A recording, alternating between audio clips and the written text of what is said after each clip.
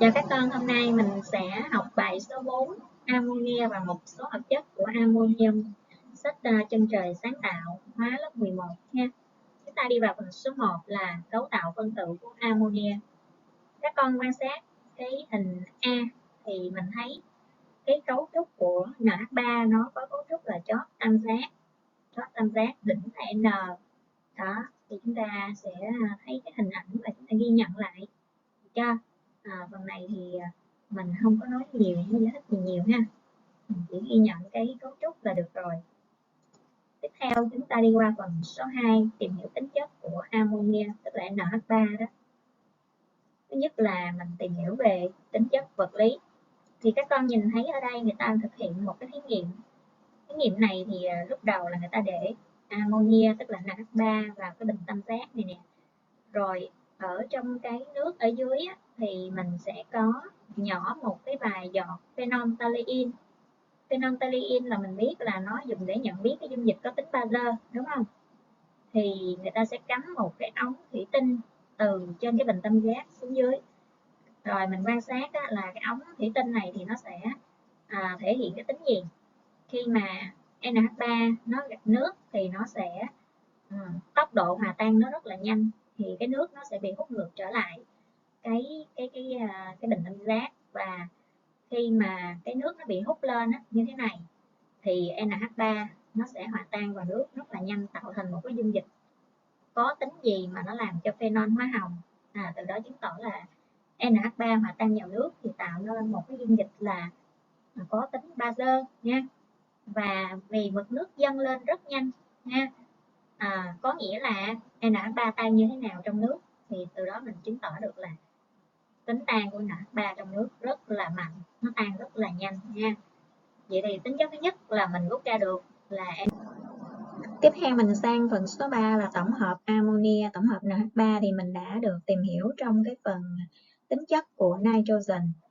Thì chúng ta biết là cái phương trình này là chúng ta đã học rồi, đúng không? Và cũng như là cái điều kiện đó, thì người ta sẽ sử dụng cái phương trình này đó là để mà tổng hợp amonia trong công nghiệp theo cái quá trình Haber. Rồi mấy con sẽ tìm hiểu và mình sẽ viết lại cái phương trình này một lần nữa nha. Số 4 là mình qua cái phần muối ammonium. Ammonium là NH4 á mấy con, NH4. Thì NH4 là nó mang điện tích là 1 cộng, tức là nó hóa trị 1 nha. Khi mình kết hợp với một cái gốc axit thì mình sẽ tạo thành muối ammonium. Thì cái liên kết giữa NH4 cộng và cái ion axit mình sẽ gọi là liên kết ion. Cho nên cái tinh thể của muối này sẽ được gọi là tinh thể ion. Và vì nó là tinh thể ion cho nên nó rất là dễ tan trong nước. Và những cái muối của ammonium này thì chúng ta sẽ sử dụng làm phân bón, mình gọi là phân đạm á. Ví dụ như mình có NH4Cl, NH4NO3 hay là NH4 2L4, mình có rất là nhiều loại muối ammonium. Muối ammonium là tinh thể ion thì chúng ta ghi nhận lại cái phần tính chất này. Mình sẽ tìm hiểu về tính chất hóa học của muối ammonium thì mình làm thí nghiệm là cho tác dụng với NaOH đặc, thì mình sẽ rút ra được cái kết luận về tính chất thứ nhất của muối ammonium, đó là nó sẽ tác dụng được với bazơ. Bazơ khi đun nóng tạo ra là sản phẩm là khí amoni là NH3, có mùi xốp đặc trưng. Thì cái phản ứng này thì thường là mình dùng để nhận biết cái muối ammonium. Mình nhận biết tại vì nó có dấu hiệu là sinh ra chất khí có mùi đặc trưng, mùi đặc trưng đó, thì giờ mình sẽ nhận biết. Rồi ở đây mình viết phương trình dưới cái dạng là ion rút gọn nha, ion rút gọn. Tiếp theo mình làm mình xem cái thí nghiệm là nhiệt phân. Vì những cái muối ammonium rất là dễ bị nhiệt phân, ví dụ như là NH4Cl hay NH4HCO3 và hoặc là NH4NO3.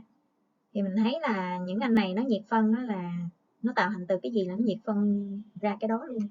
Ví dụ như NH4Cl là nó nhiệt phân trở lại cái ban đầu là NH3 và HCl, hoặc là NH4HCO3 cũng vậy, nó tạo thành là NH3 và axit tương ứng là CO2 và nước, tức là axit H2CO3 đó. Còn riêng cái NH4NO3 thì nó nhiệt phân tạo thành N2O và nước, nó hơi khác chút xíu, vì là cái muối này nó mang cái gốc axit NO3 có tính oxy hóa, cho nên là khi nhiệt phân thì nó tạo ra N2O và nước, nó hơi khác chút xíu nha.